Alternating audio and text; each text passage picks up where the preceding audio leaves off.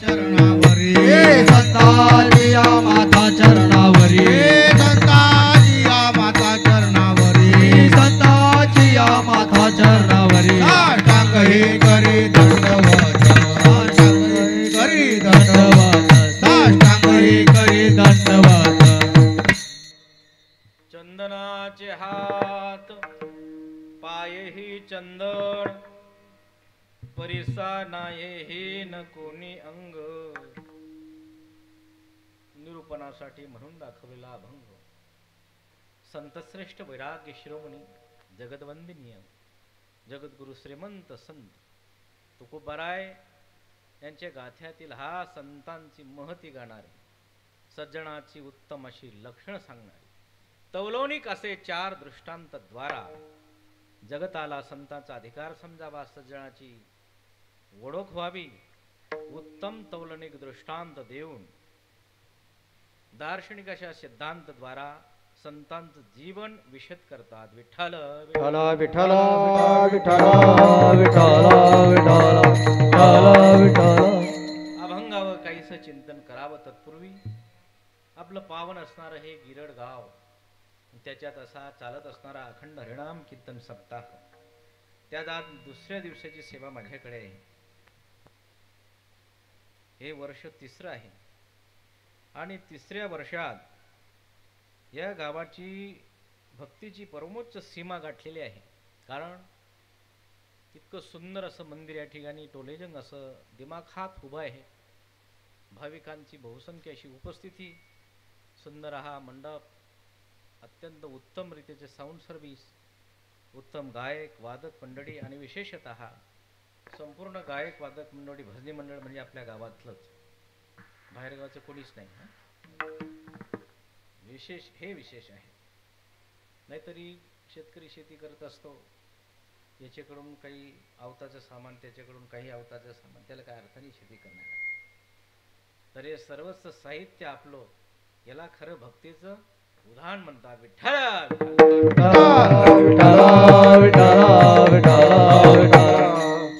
आणि अशा पद्धतीने आमचे स्वप्नीलजी महाराज कुलम पवित्र जननी कृतार्था वसुंधरा पुण्यवतीच तीन सजावत देश को सती संत और शूर 3 बिघाडत देश को कपटी कायर पूर त्याच्यात आमचे स्वप्नील महाराज या भूमीचे सुपुत्र आहेत आणि त्यांनी हा आपल्या गावात पावन असा महोत्सव उभा केलेला त्यात मला दुसऱ्या दिवसाची सेवा आहे फार असं लांब असणारं गाव आणि येथे बराचसा मला उशीर झाला म्हणून एकदा सर्व गावकऱ्यांची मी क्षमा मागतो आपला कार्यक्रम थोडा उशीर सुरू झाला त्याच्यात योगदान फार सुंदर हे नियोजन आणि ह्या मंदिराला सर्वांनी केलेलं एक महत्तम प्रयत्न आणि द्रव्य साध्य सर्व गोष्टीच म्हणून सर्वांना पहिल्यांदा हा आपण सनातन हिंदू धर्माचे हे दिव्य कार्य उभं केलेलं आहे म्हणून तुम्हाला यशही प्राप्नोति विपुलम ज्ञाती प्राधान्यमेव चचलाम श्रेयमाप्नोति श्रेय प्राप्नोतोमेत्यनुत्तमम असा भगवंताकडून दिव्य असा आशीर्वाद प्राप्त व्हावा ही मंगल कामना करून आपल्या अभंगाला भावार्थाकडे आपल्याला बोलायचं आहे नाथ महाराजांच्या भाषेत थोडक्यात जो देवालय करी सोये तो सार्वभौम पदला आहे जो प्राण प्रतिष्ठाला आहे त्यालाही भुवन मंदिर दाने वगैरे वगैरे भूमिदाने भूमिपालू मंदिर दाने भुवन पालखी ज्यांचं ज्यांचं या मंदिरासाठी जे जे योगदान असेल फूल ना फुलाची पाकळी असेल निश्चितच परमात्मा वैकुंठात आपली दखल घेतल्याशिवाय राहणार नाही आपण मृत्यूलोकात आलात आपलं जीवन व्यतीत करत असताना 3 प्रकारचं दान भगवद्गीतेने सांगितले भगवद्गीतेमध्ये कर्मकांड ज्ञान उपासना सर्व आदी करून सिद्धांत आहेत किंबहुना आपल्या हिंदू धर्माची दिव्य ती घटनाच आहे श्रीमद भगवद्गीता जीवन कसं जगावं कर्म काय हा सर्व गोष्टीचा विचार श्रीमद भगवद्गीतेत आला त्याच्यात भगवद्गीतेला आपल्याला तरण्यासाठी काही सिद्धांत सांगितले त्याच्यात दान सांगितले देशे कालेच पात्रेच तद्दानम सात्विकम सुतम देश काल आणि पात्र पाहून दिलेलं दान आपलं जीवनाला एक ऊर्जा देतं आणि मृत्यूनंतर निश्चितच मोक्षापर्यंत नेतं ही दिव्यता दानाने आपल्याला प्राप्त होत असते कलियुगात तर केवळ दिव्य साधन फक्त दान राहिले सर्वाभूती द्यावे अन्न अन्नदान करावं, द्रव्य पात्र विचारून योग्य ठिकाणी द्रव्य दान करावं. त्याच्यात आपण ह्या दानाच्या माध्यमातून हे उभं राहिलेलं दिव्य असं मंदिर पूर्ण फुलाची पाकडी देऊन सर्वांनी याच्यात अनुग्रहित आपण देवाचे झालात. निश्चितच आपल्या जीवनाला मलिनता जाऊन दिव्यता प्राप्त होईल. हा श्रीमद भगवद्गीतेचा अबाधित असणारा सिद्धांत आहे. विठ्ठल विठ्ठल विठ्ठल विठ्ठल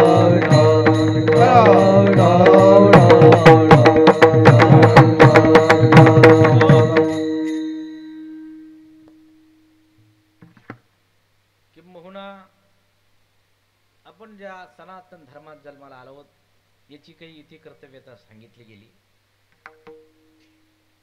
ती जीवन पार करीत असताना नुसतं आपल्याला जेवण करावं, कमवावं, घरदार निर्माण व्हावेत, मुलं बाळ व्हावेत एवढं पुरते जीवन संकुचित सांगितलेलं नाही. जीवन काही मनुष्य देह प्राप्त झाल्यानंतर याला आगळी वेगळी अशी संज्ञा आहे. काही माणसांचं जीवन हे कशा पद्धतीने असतं.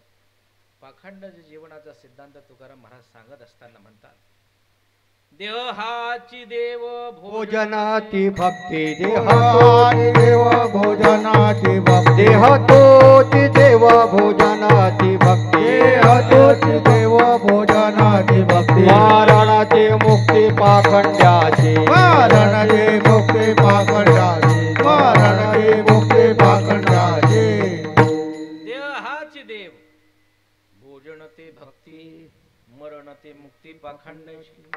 पण तो पाखंड्यामध्ये जमा होतो की त्याचे जीवन हे पाखंड स्वरूप आहे. काहीही सार नाही असार नाही त्याच्यात. पण नरदेह निधान लागले हाती उत्तम सार उत्तम गती देवची म्हणती ते होती तरी का चित्ती न धरावे. हे नरदेहाची सार्थकता अशा दिव्य कार्याच्या माध्यमातून आहे. म्हणून भगवान दत्तात्रयाचं हे मंदिर आपण स्थानापन्न करतायत. पुरातन तर होतच, पण त्याचा जीर्णोद्धार केला. ज्याप्रमाणे आपले घरेदारे आपण उज्ज्वल करत असतो तसं देव मंदिर हेही उज्ज्वल असावं. नाहीतर पहा, मारवाडी समाज आहे. मारवाडी समाज तुमच्या गावात आहे का? त्यांचा आदर्श घेण्यासारखा आहे. त्यांची व्यापाराची पद्धत, त्यांची संघटना आणि त्यांची मंदिर पहा. त्या मंदिराचा पूजापाठ, ती टापटीप, सर्व गोष्टी पहा.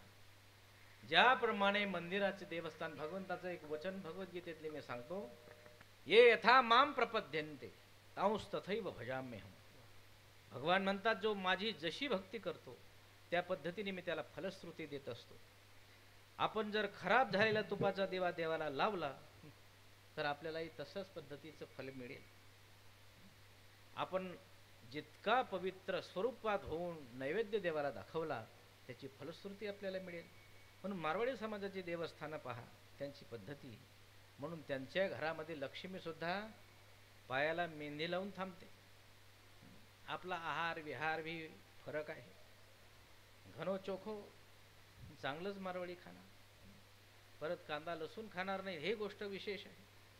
आणि आपली सकाळची सुरुवात झोपी जाईपर्यंत आपल्या आहारावर कंट्रोल नाही. आहार शुद्धी सत्वशुद्धी युक्त आहार विहार नेम इंद्रियाची सारा नसावे वाचारा नेत्रा बहो भाषण युक्त आहार विहार नेम इंद्रियाची सारा नसावे वाचारा नेत्रा बहो भाषण.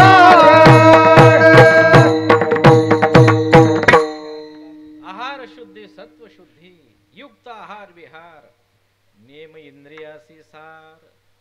चांगली जर भाजी झाली तर त्या दिवशी जास्त जेवण होऊन जातं आणि सकाळी त्रास होतो. तर युक्त सांगितलं. तुकाराम महाराज प्रमाण सांगतात, युक्त आहार विहार नेम इंद्रियाशी सार.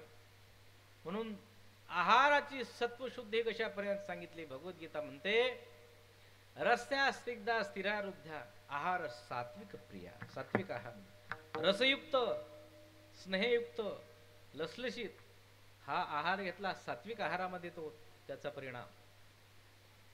रस्यास एकदा स्त्रियारुद्या आहार सात्विक प्रिया यतयामं गतरशं पूति परिषतं च यदुच्चिष्टमपि चामेद्यं भोजनम तामसं प्रिया.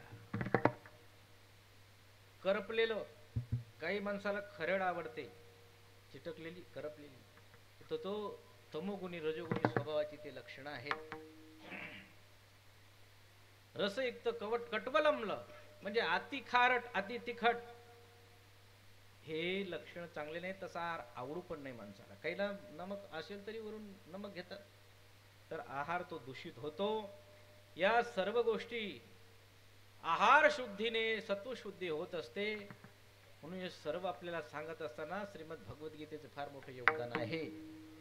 त्याचं चिंतन करून आपलं जीवन दिव्य होत असतं. पण ही दिव्य प्रेरणा मिळण्यासाठी मठ मंदिर देवस्थान आणि सप्ताह साधू संत याची आवश्यकता असते. विठ्ठल विठ्ठल विठ्ठल विठ्ठल विठ्ठल महाराष्ट्र भूमी ही पावन भूमी आहे. ही संतांची भूमी म्हटली जाते. महाराष्ट्रामध्ये बहुत करून संत होऊन गेले. उत्तराखंडामध्ये आम्ही असताना दिल्लीत 16वी धर्म संसद होती. सर्व साधू संतांची सभा. जवळजवळ मी 10-12 दिवस तिथं कात्यायनी आश्रमाला होतो. सर्व संन्यासी महात्मे होते. ते म्हणायला लागले की उत्तर ही देवभूमी आहे. मग आपली महाराष्ट्रीयन संत बरेचशी मंडळी होती. आम्ही म्हटलो आमची संतांची भूमी आहे. देवापेक्षा संत कसे श्रेष्ठ आहे. तुका म्हणे आम्ही देवाऊनी बडी राहिलो निराडी तेजुनी आशा. मग संतांची भूमी महाराष्ट्र आहे. आम्ही आमची भूमीची महिमा गात होतो. पण त्यांच्यातले एक संन्यासी महात्मा होते. त्यांनी पहा तर्क कसा काढला. ते म्हटलेत महाराष्ट्रात संत भरपूर आहेत, पण जास्त डॉक्टर कोणत्या गावात असतात? ज्या गावात रोगी माणसं आहेत तिथे डॉक्टराची आवश्यकता असते. म्हणून महाराष्ट्रामध्ये क्रूरता पण फार. महाराष्ट्रामध्ये शस्त्रबंदी कायदा आहे. इतर राज्यामध्ये शस्त्र चालतो. शस्त्रबंदी असून सुद्धा शस्त्र चालवून टाकतात. पण महाराष्ट्र हा अत्यंत पौलादी कण्याचा आहे आणि ताबडतोब गरम होणार आहे. जर महाराष्ट्र गरम झाला तर संपूर्ण विश्वावर राज्य करेल अशी ताकद फक्त महाराष्ट्रात आहे. विठ्ठल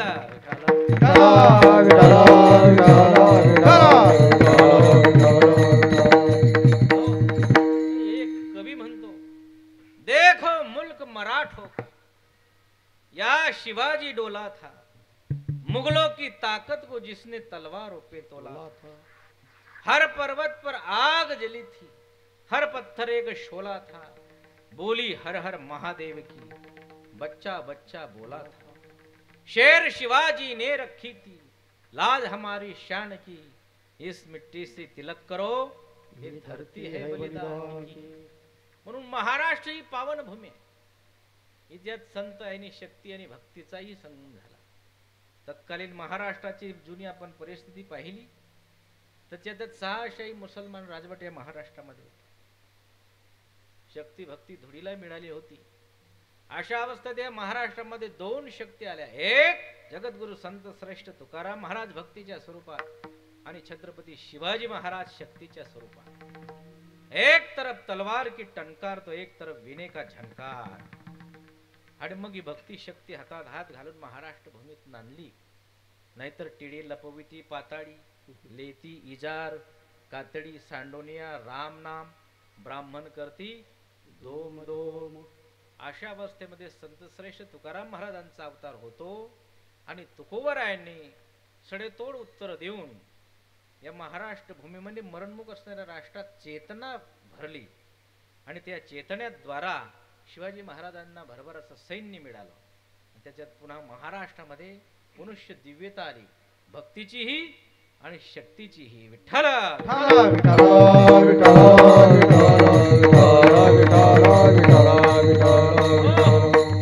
पण हे सर्व होत असताना तर भक्ती शक्ती तर झालीच. घराघरातून हरिपाठ, घराघरातून भजन निर्माण झाली. म्हणायला लागले, तोडी मुखडीच्या मृदंगाच्या तालावर भजन गरजायला लागले. पण तरी सुद्धा जनता जनार्दनामध्ये एक आत्मीय सुखाचा आनंद जो असतो तो नव्हता. असे काही महात्मे जगद्गुरु संत श्रेष्ठ तुकाराम महाराजांकडे जातात. तुकोबराय, आम्हाला मानसिक असं बल मिळत नाही, संसारात असून सर्वस्व आहे पण आत्मीय समाधान प्राप्त होत नाही. आमची मुलं बाळ आहेत, सर्व जे प्रपंचामध्ये अनुकूल असावं ते सर्वस्व आहे, पण ज्याला म्हणतात ते समाधान आम्हाला मिळत नाही. याच्यासाठी काय हवंय? देवाची प्राप्ती आम्हाला व्हावी, याच्यासाठी काय हवंय? तुकाराम महाराज उत्तर देतात, देवाची प्राप्ती करण्यासाठी कुणाचे तरी पाय धरावे लागतात. हरी प्राप्तीचे उपाया उपाय, हरी प्राप्तीचे उपाया हरी प्राप्तीचे उपाय उपाय, हरी प्राप्तीचे उपाय. धरावे संतांचे ते पाय, धरावे संतांचे ते पाय, येणे साधने साधना साधन, येणे साधती साधन. धरावे संतांचे पाय, धरावे संतांचे ते पाय, येणे साधने साधन साधन, येणे साधते साधन साधन. हरी प्राप्तीशी उपाय, धरावे संतांचे ते पाय. देवाची प्राप्ती होईल तर या नरदेहाचं सार्थक होईल, आणि देवाची प्राप्ती होण्यासाठी कुठलेही उपाय चालत नाही. संपत्ती देऊन मुळीच नाही, एकदा आमदार खासदाराचा वशाला मुळीच नाही. केवळ तुम्हाला संतांचेच पाय धरावे लागतील, अबाधित सिद्धांत तुकोबराय सांगतात. मग संत कसे आहेत? असे संत मिळतील कुठे की ज्यांचे पाय धरल्यानंतर खरोखर परमात्माचं दर्शन होईल आणि जीवनातली मलिनता संपून आत्मसुख प्राप्त होईल. तुकोबराय असे संत कुठे मिळतील? तर जगद्गुरु तुकाराम महाराज त्या संतांची, त्या सत्पुरुषांची, त्या सज्जनांची लक्षणं सांगतात. तौलनिक दृष्टांत देऊन ती लक्षणं विषद करतात. अभंगाचं पहिलं चरण.